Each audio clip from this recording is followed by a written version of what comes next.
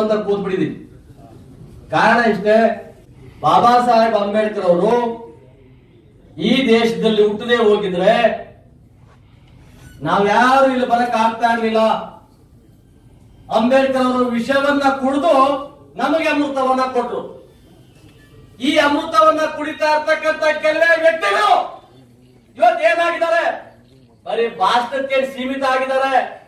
ನನ್ನ ಜನ ಏನು, ನನ್ನ ಬದುಕೇನು, ನನ್ನ ಸಮಸ್ಯೆಗಳೇನು, ಈ ಸಮಸ್ಯೆಗಳಿಗೆ ತೋರ್ತಿರ್ತಕ್ಕಂಥ ನನ್ನ ಅಸಂಖ್ಯಾತ ದಲಿತ ಬಂಧುಗಳ ಬದುಕೇನು ಅಂತಕ್ಕಂಥ ಯೋಚನೆಯನ್ನ ಕನ್ಯಾಕುಮಾರಿಯಿಂದ ಕಾಶ್ಮೀರ ತನಕ ಯಾರು ಯೋಚನೆ ಮಾಡ್ತಾ ಇಲ್ಲ. ಇವತ್ತು ಅಧಿಕಾರಕ್ಕಾಗಿ, ಅವಕಾಶಕ್ಕಾಗಿ, ದೊಡ್ಡ ದೊಡ್ಡ ಪದವಿಗಳಿಗಾಗಿ, ಎಲ್ಲವನ್ನ ಪಡ್ಕೊಳ್ಳೋದಕ್ಕಾಗಿ ಮಾತ್ರ ನಾಯಕರುಗಳಾಗಿ ಇವತ್ತು ನಿಂತಿದ್ದಾರೆ.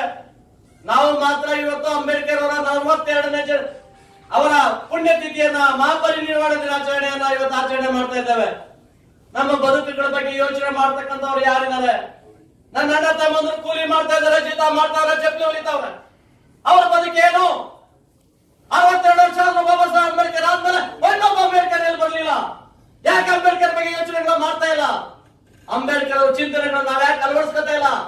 ಅಂಬೇಡ್ಕರ್ ಅಲ್ಲಿ ಇದ್ದಂತ ದೂರದೃಷ್ಟಿಯನ್ನ ನಾವ್ ಯಾಕೆ ಇನ್ನೂ ಮೈ ಮುಟ್ಕೊಳ್ತಾ ಇಲ್ಲ? ನಿಮ್ಮನ್ನ ಬರೀ ಕರೆಯೋದು, ಚಪ್ಪಾಳೆ ಓಡಿಸ್ಕೊಳ್ಳೋದು ಇಷ್ಟೇ ಸೀಮಿತನಾ? ಇವತ್ತು ನಮ್ಮ ನೋವು ಕೇಳೋರು ಯಾರು? ನಮ್ಮ ಬದುಕಿನ ಬಗ್ಗೆ ಯೋಚನೆ ಮಾಡೋರು ಯಾರು? ಅನ್ಯಾಯಗಳ ಬಗ್ಗೆ ಪ್ರತಿಭಟನೆ ಮಾಡೋರು ಯಾರು? ಬರೀ ನಾಟಕ ಆಡ್ತಕ್ಕಂಥ ಕೆಲಸವನ್ನ ಬಿಡಬೇಕು. ಬಾಬಾ ಸಾಹೇಬ್ ಅಂಬೇಡ್ಕರ್ ಕೊಟ್ಟಂತ ಅವಕಾಶಗಳನ್ನ ನಿರಂತರವಾಗಿ ಕೆಳ ಹಂತದಲ್ಲಿ ಹೋಗ್ಬೇಕು. ಇವತ್ತು ಏನಾಗಿದೆ? ಇವತ್ತು ಗೋಡೆ ಕಟ್ಬಿಟ್ಟಿದ್ದಾರೆ. ಇವತ್ತು ನೀರು ಕೆಳಗಡೆ ಹೋಗ್ಬೇಕು. ಇವತ್ತು ಗೋಡೆ ಕಟ್ಕೊಂಡು ಕೆಲವೇ ವ್ಯಕ್ತಿಗಳು, ದೇಶದಲ್ಲಿರ್ತಕ್ಕಂಥ MLAಗಳು, MP ಗಳು, IAS, IPS, IRS, IFS ಗಳು, ಡಾಕ್ಟರ್ಗಳು, ಇಂಜಿನಿಯರ್ಗಳು, ನಿರಂತರವಾಗಿ ಇನ್ಕಮ್ ಟ್ಯಾಕ್ಸ್ ಕಟ್ತಾ ಇರ್ತಕ್ಕಂಥ ಇಂಡಸ್ಟ್ರಿಯಲಿಸ್ಟ್ಗಳು ಇವರೇ ಆಸ್ತಿಗಳನ್ನ ಮಾಡ್ಕೊಂಡು ಹೋಗ್ತಾ ಇದ್ದಾರೆ. ಇವರೇ ತಿಂತಾ ಇದ್ದಾರೆ. ನಮ್ಮ ಅಣ್ಣ ತಮ್ಮಂದ್ರ ಬದುಕುಗಳ ಬಗ್ಗೆ ಯಾಕೆ ಯೋಚನೆ ಮಾಡಬಾರ್ದು? ನಾವೇ ಶಾಶ್ವತನಾ? ಈ ಭೂಮಿಗೆ ನಾವ್ಯಾರು ಶಾಶ್ವತ ಅಲ್ಲ. ನಾವು ಸಾಯೋದೆ. ಬಾಬಾ ಸಾಹೇಬ್ ಸತ್ತು 62 ವರ್ಷ ಆಯ್ತು. ಇವತ್ತು ಸಂವಿಧಾನ ಸಮರ್ಪಣೆ ದಿನಾಚರಣೆ. ಬಾಬಾ ಸಾಹೇಬ್ ಅಂಬೇಡ್ಕರ್ ವಿಷಯವನ್ನ ಕುಡಿದಿದ್ದಾರೆ ಅಂತಕ್ಕಂಥ ಮನವರಿಕೆ ನಮ್ಮಲ್ಲಿಲ್ಲ. ಅವರೆಷ್ಟು ಕಷ್ಟಪಟ್ಟರು. ಸಂವಿಧಾನವನ್ನ ಬರೀಬೇಕಾದ್ರೆ ಸುಮ್ನೆ ಬರೀಲಿಲ್ಲ. ಅವರ ಮೈಯಲ್ಲಿದ್ದಂತ ನೋವು, ರಕ್ತದ ಹನಿಯನ್ನು ಹಂಚಿದ್ದಾರೆ ನಮಗಾಗಿ. ಅಂಬೇಡ್ಕರ್ ಸಂವಿಧಾನ ನವೆಂಬರ್ 26ನೇ ತಾರೀಕು ಸಮರ್ಪಣೆ ಮಾಡ್ತಾರೆ. ಅವತ್ತು ಅದು ಸಮರ್ಪಣೆ ಮಾಡಿದಾಗ ಅದು ಅಂಗೀಕಾರ ಆಗ್ತದೆ. ಬರ್ತಾರೆ ಮನೆ ಒಳಗಡೆ, ಬಾಬಾ ಸಾಹೇಬ್ ಅಂಬೇಡ್ಕರ್ ಬಾಗ್ಲಾಗ್ತಾರೆ.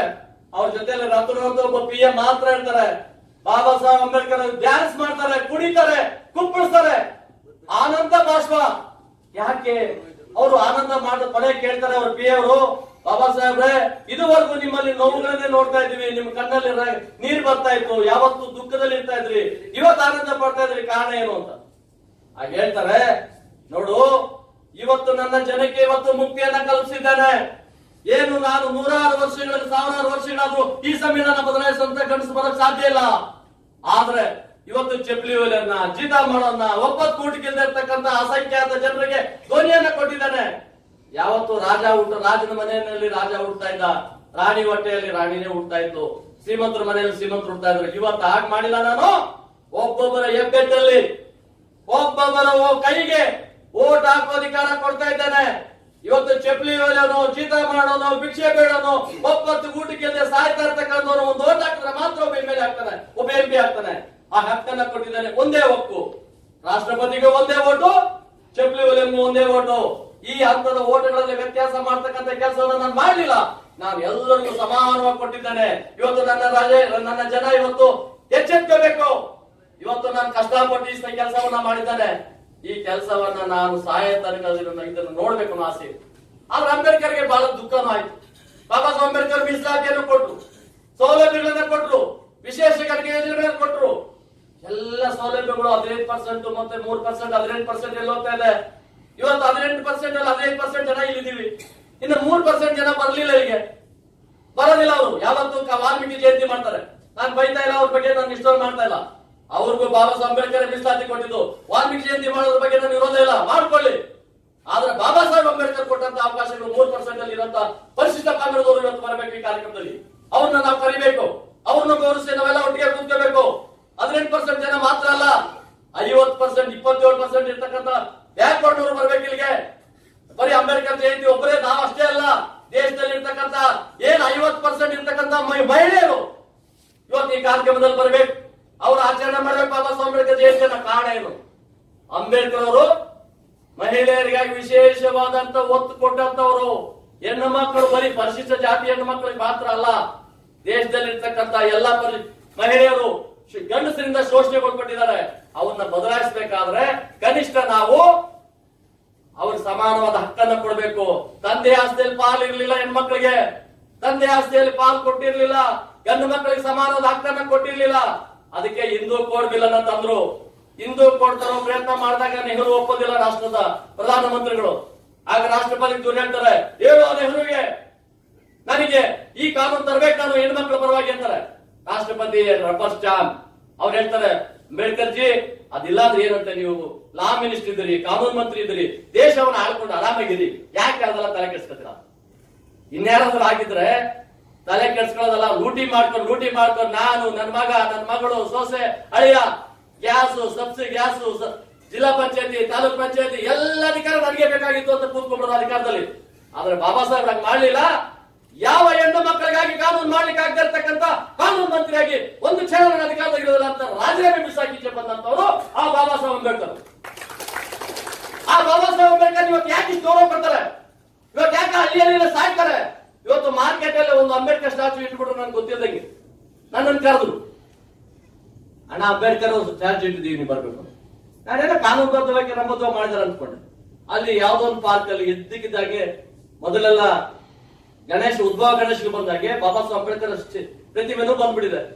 ನನ್ಗೆ ಪೊಲೀಸ್ ಆಫೀಸರ್ಗಳೆಲ್ಲ ಫೋನ್ ಮಾಡಿದ್ರು, ಕಮಿಷನರ್ ಫೋನಲ್ಲಿ ಮಾತಾಡಿದ್ರು, ನೀವ್ ಈಗ ಮಾಡ್ತೀರಿ, ನಾಳೆ ಒಬ್ರು ಇವ್ರನ್ನ ಟಿಪ್ಪು ಸುಲ್ತಾನ್ ಇರ್ತಾರೆ, ಕೆಂಪೇಗೌಡರು ಇಟ್ಬಿಡ್ತಾರೆ, ಪರಿಸ್ಥಿತಿ ಏನಾಗ್ತದೆ ಯೋಚನೆ ಮಾಡಿದ್ರ? ನಾನು ಅವ್ರು ನಮ್ಮ ಕಾರ್ಯಕರ್ತರಿಗೆ ಹೇಳಿದೆ, ಯಾವುದೇ ಕಾರಣಕ್ಕೂ ಇದು ಇರಬಾರ್ದು, ತೆಗಿ. ಅವ್ರು ಹೇಳಿದ್ರು ನಾವು ಪ್ರಾಣ ಬಿಡ್ತೀವಿ, ಆದ್ರೆ ನಾವು ಅಂಬೇಡ್ಕರ್ ತೆಗೆಯಲ್ಲ ಅಂತ. ಬಾಬಾ ಸಾಹೇಬ್ ಅಂಬೇಡ್ಕರ್ ಒಂದು ಪಾಠವನ್ನ ಕಲಿಸ್ಕೊಟ್ಟಿದ್ದಾರೆ ನಮ್ಗೆ, ಶಾಂತಿ ಮಂತ್ರ ಹೇಳ್ಕೊಟ್ಟಿದ್ದಾರೆ. ಈ ದೇಶದಲ್ಲಿ ಅವರು ಮೊದಲು ಸ್ವತಂತ್ರ ಬರೋದಕ್ಕಿಂತ ಮುಂಚೆ ಚೌಡಾರ್ ಕೆರೆಯಲ್ಲಿ ನೀರು ಕುಡಿಯೋ ಪ್ರಯತ್ನ ಮಾಡ್ತಾರೆ. ಚೌಡಾರ್ ಕೆರೆಯಲ್ಲಿ ನೀರು ಕುಡಿಯೋ ಪ್ರಯತ್ನ ಮಾಡಿದಾಗ ಒಂದು ಸಭೆ ನಡೀತಾ ಇರ್ತದೆ, ಸಭೆಯಲ್ಲಿ ಮಾತಾಡ್ತಾ ಇರ್ತಾರೆ, ಮನೆಯಿಂದ ಮೆಸೇಜ್ ಬರುತ್ತೆ, ತನ್ನ ಮಗ ಸತ್ತೋಗಿದ್ದಾನೆ. ಅಂಬೇಡ್ಕರ್ ಸಭೆಯನ್ನ ಮುಗಿಸಿ ಮನೆಗೆ ಹೋಗ್ತಾರೆ. ಮನೆಗೆ ಹೋಗಿ ಮನೆಯಲ್ಲಿ ನೋಡ್ತಾರೆ, ಬಟ್ಟೆ ಕಾಸಿಲ್ಲ. ಅವರು ಅದ್ರ ಬಗ್ಗೆ ನಾವ್ ಯಾರು ಯೋಚನೆ ಮಾಡ್ತಾ ಇಲ್ಲ. ಅಂಬೇಡ್ಕರ್ ಬದುಕು ಏನಂತ ಯೋಚನೆ ಮಾಡ್ತಾ ಇಲ್ಲ. ಅವತ್ ಕೇಳ್ತಾರೆ ಹೆಂಡತಿಗೆ, ಎಲ್ಲಮ್ಮ ಕಾಸು ಕೊಡು ಅಂತ. ಕಾಸಿಲ್ಲ ರೀ, ನಾನೇನ್ ಮಾಡಿ ಅಂತ. ಕೊನೆಗೆ ಹೆಂಡತಿ ಸೀರೆಯನ್ನ ಹರಿದು ಆ ಮಗು ಅರ್ಧ ಸೀರೆನಲ್ಲಿ ದಫನ್ ಮಾಡ್ತಾರೆ. ಮತ್ತೆ ಜನ ಅನ್ಕೋತಾರೆ, ಎಲ್ಲೋ ಅಂಬೇಡ್ಕರ್ ಮಗ ತೀರ್ಕೊಂಡ್ರು, ಬರೋದಿಲ್ಲ ಈ ಕಾರ್ಯಕ್ರಮಕ್ಕೆ. ಅಂಬೇಡ್ಕರ್ ಮತ್ತೆ ಹೋಗ್ತಾರೆ, ಯಥಾ ಪ್ರಕಾರ ಏನ್ ನಿರ್ದಿಷ್ಟವಾಗಿರ್ತದೋ ದಿನಾಂಕ, ಆ ದಿನಾಂಕದಂದು ಹೋಗ್ತಾರೆ, ಅಲ್ಲಿ ಕೇಳ್ತಾರೆ, ಅಲ್ಲಿ ನಿಲ್ತಾರೆ, ನೀರನ್ನ ಎತ್ತಿ ಕುಡಿತಾರೆ. ನೀರ್ ಕುಡಿದಿದೆ ದೊಡ್ಡ ತಪ್ಪಾಯ್ತಾ ಅಂತ ಹೇಳಿ ಅಂಬೇಡ್ಕರ್ನ ಹೊಡಿತಾರೆ ಊರಿನ ಸವರ್ಣಿಯರು, ಮೇಲ್ಜಾತಿಯವರು. ಅಂಬೇಡ್ಕರ್ ಅವರು ಹೂ ಅಂದಿದ್ರೆ ಆ ಊರನ್ನ ಸುಟ್ಟು ಭಸ್ಮ ಮಾಡೋಷ್ಟು ಶಕ್ತಿ ಅಂಬೇಡ್ಕರ್ ಹಿಂದೆ ಇತ್ತು. ಈಗಿನ ತರ ನಕಲಿಯಲ್ಲ. ಅಂಬೇಡ್ಕರ್ ಫಾಲೋವರ್ಸ್, ಅಂಬೇಡ್ಕರ್ ಅಭಿಮಾನಿಗಳು, ಅಂಬೇಡ್ಕರ್ ಹಿಂಬಾಲಕರು ಅವರು ಬಹಳ ಗಟ್ಟಿಶಾಲಿಗಳು. ಯಾವತ್ತಿಷ್ಟುದ ಬಾಕಲ್ಲಿ ಒಳಗಡೆ ಬಾಕ್ ಇಟ್ಕೊಂಡು ಮೇಲೆ ದೊಣ್ಣೆ ಇಟ್ಕೊಂಡು ಅದಕ್ಕೆ ಬುದ್ಧಿ ಕಟ್ಕೊಂಡು ನಡ್ಕೊಂಡು ಹೋಗ್ತಾ ಇದ್ರು ಅಂಬೇಡ್ಕರ್ ಭಾಷಣ ಅಂದ್ರೆ ಕೇಳೋದಕ್ಕೆ. ಆ ರೀತಿ ಇದ್ದದ್ದು ಬಾಬಾ ಸಾಹೇಬ್ ಅಂಬೇಡ್ಕರ್ ಹೇಳಿದ್ರು ಆ ಕಾಲದಲ್ಲಿ. ಅವತ್ತು ಅಂಬೇಡ್ಕರ್ ಹೇಳ್ತಾರೆ, ನನ್ನ ಅಣ್ಣ ತಮ್ಮಂದ್ರೆ ಯಾರು ನೀವು ಇಲ್ಲಿಂದ ಮುಂದೆ ಹೋಗ್ಬೇಡಿ, ನಾನು ನೀರನ್ನ ಕುಡಿದಿದ್ದೇನೆ, ಜಯಶೀಲನಾಗಿದ್ದೇನೆ, ಯಾವುದೇ ಕಾರಣಕ್ಕೂ ನಾವು ಹಿಂಸೆಗೆ ಹೋಗ್ಬಾರ್ದು, ಶಾಂತಿ ಎಂದಿರಿ, ನಾವು ನೀರಿಗೆ ನೀವು ಕುಡಿದು ಗೆದ್ದಿದ್ದೀವಿ ಅಂತಕ್ಕಂಥ ಮಾತನ್ನ ಹೇಳಿ. ಅದು ಬಾಬಾ ಸಾಹೇಬ್ ಅಂಬೇಡ್ಕರ್. ಹೀಗಾಗಿ ಬಾಬಾ ಸಾಹೇಬ್ ಅಂಬೇಡ್ಕರ್ ವಿಚಾರಗಳನ್ನ ಹೇಳ್ಬೇಕಾದ್ರೆ ಬಹಳ ನೋವಾಗ್ತದೆ, ಬಹಳ ಬಾಧೆ ಆಗ್ತದೆ. ಒಂದು ವಿಷಯ ಮಾತಾಡಕ್ಕಾಗಲ್ಲ, 100 ವಿಷಯ ಮಾತಾಡ್ಬೇಕು, 1000 ವಿಷಯ ಮಾತಾಡ್ಬೇಕು. ಅವ್ರ ಜೀವನದಲ್ಲಿ ಪಟ್ಟಂತ ಕಷ್ಟದ ಬಗ್ಗೆ ಸಾವಿರಾರು ವಿಷಯಗಳಿದಾವೆ. ಯಾವ ವಿಷಯನ ಮಾತಾಡ್ಬೇಕು, ಎಲ್ಲಿ ಅಂತ್ಯ ಮಾಡ್ಬೇಕು ಅಂತಕ್ಕಂಥದ್ದೇ ಕಷ್ಟ ಆಗ್ತದೆ. ಅದು ಒಂದು ಎಚ್ಚರಿಕೆ ಮಾತನ್ನ ಹೇಳ್ತಾರೆ. ಇವತ್ತು ನಮ್ಮ ಶತ್ರುಗಳು ಯಾರೋ ಅಲ್ಲ, ನಮ್ಮ ಶತ್ರುಗಳು ನಮ್ಮಲ್ಲೇ ಮೇಲೆ ಬಂದಿರ್ತಕ್ಕಂಥವ್ರೆ. ನಮ್ಮ ಬಗ್ಗೆ ಯೋಚನೆ ಮಾಡ್ತಾ ಇಲ್ಲ ಅವರು. ಅವ್ರ ಅಂತಸ್ತು ಬಹಳ ದೊಡ್ಡ ಲೆವೆಲ್ ಹೋಗ್ತಾ ಇದಾರೆ. ಅವರು ಅವರ ಮದುವೆಗಳಾಗ್ತಾರೆ, ಅವ್ರ ಮಕ್ಕಳಿಗೆ ಮದುವೆ ಮಾಡ್ತಾರೆ. ಎಲ್ಲಿ ಬ್ರಾಹ್ಮಣರ ಮನೆಯಲ್ಲಿ ಮದುವೆ ಮಾಡ್ತಾರೆ. ಇವತ್ತು ಮಲ್ಲಿಕಾರ್ಜುನ್ ಖರ್ಗೆ 9 ಸಾರಿ MP, MLA, 7 ಸಾರಿ MP, ಕೇಂದ್ರದ ಮಂತ್ರಿಗಳು, ರಾಜ್ಯದ ಮಂತ್ರಿಗಳು ಎಲ್ಲ ಆಗಿದ್ರು. ಮಗನ್ನ ಕರ್ಕೊಂಡ್ಬಂದು MLA ಮಾಡಿದ್ರು, ಮಂತ್ರಿ ಮಾಡಿದ್ರು. ಶ್ರೀನಿವಾಸ್ ಪ್ರಸಾದ್ ಅಂತ ಹಿರಿಯ ನಾಯಕರನ್ನ ಕೆಳಗೆ ಇಳಿಸಿ ಅವನ್ನ ಮಂತ್ರಿ ಮಾಡ್ತಾರೆ. ಇವತ್ತು ಅವ್ರ ಮಗನ್ ಮದುವೆ ಆಗಿದ್ದಾನೆ. ಯಾರ ಮಗನ? ನಮ್ಗೆ ಅಂಬೇಡ್ಕರ್ ಕೊಟ್ಟಾಗ ಮೀಸಲಾತಿ 6 ಜಾತಿ ಇತ್ತು. ಇವತ್ತು 95 ಜಾತಿ ಸೇರಿದಾವೆ. 6, 95, 101 ಜಾತಿ ಇದೆ.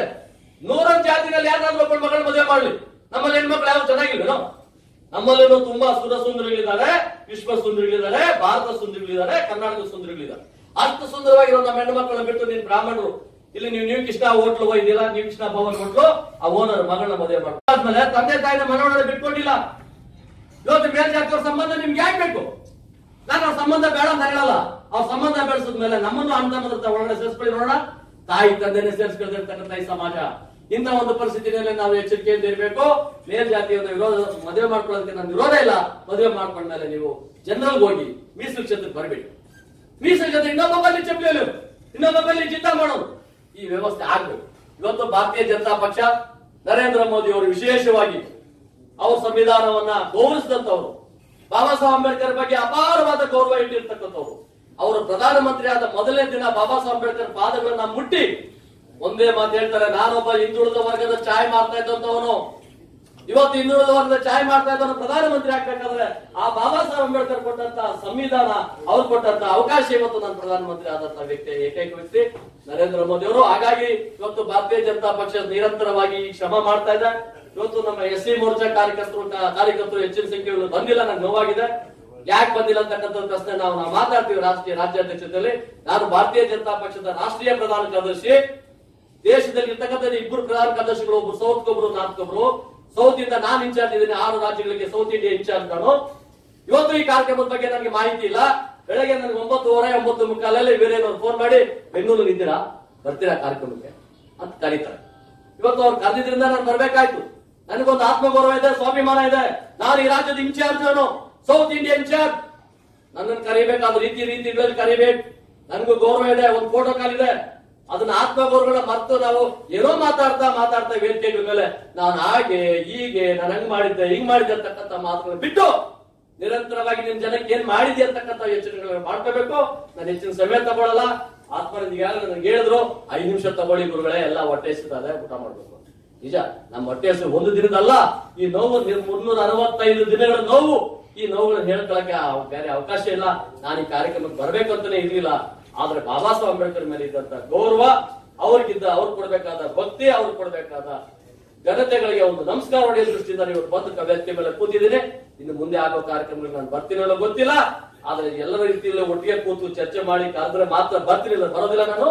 ಈ ಒಂದು ಕಾರ್ಯಕ್ರಮ ಬಾಬಾ ಸಾಹೇಬ್ ಅಂಬೇಡ್ಕರ್ ಚಿಂತನೆಗಳನ್ನ ನಾವು ಮೈಗೂಡಿಸ್ಕೊಳ್ಳೋ ಕೆಲಸ, ನಾನು ಹಳ್ಳಿಗಳಲ್ಲಿ ನನ್ನ ಜನ ಇದ್ದಾರೆ, ಗುಡಿಸಲುಗಳಿದ್ದಾರೆ.